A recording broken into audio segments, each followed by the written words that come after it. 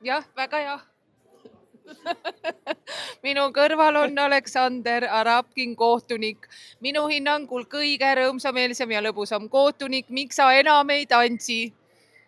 Sees hinges ma tantsin, aga ringis tööeetika enam ei luba mulle tantsida. Kuigi väga tahaks natukene ergutada seda atmosfääri. Atmosfääri, et inimesed kaasa elaks. No kohtunikuna, kui kaua sa oled töötanud? Või ma ei tea, circa 4 aastat vist umbes. 4-5 aastat umbes. Miks sa valisid selle ameti?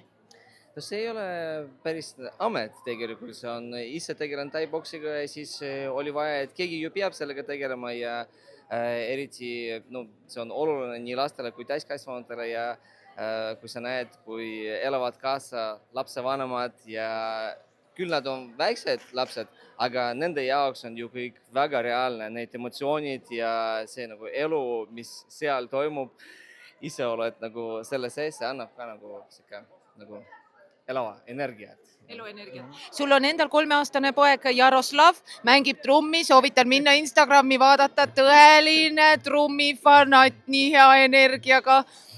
Millal tema tai-boksi trenni läheb? Ma ei tea, me käisime üks kord juba poes, ta võttis kindad natukene lõi, aga no vaatame, ta ise valib, nagu mul ei ole sellist kirge, et nagu nüüd peab nagu kohe tegema, vaatame sammult, aga no lapsed tavaliselt tahavad teha sama nagu, mis nende vanemad, ehk siis näeme.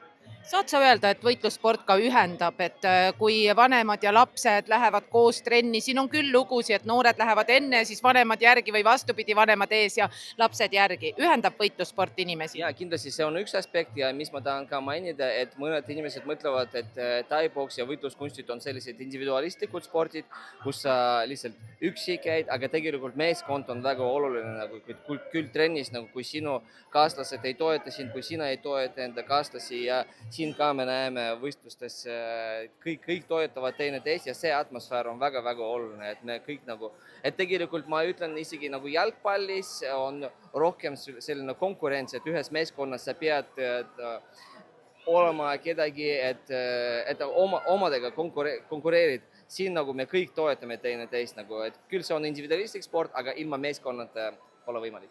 Aitäh sulle!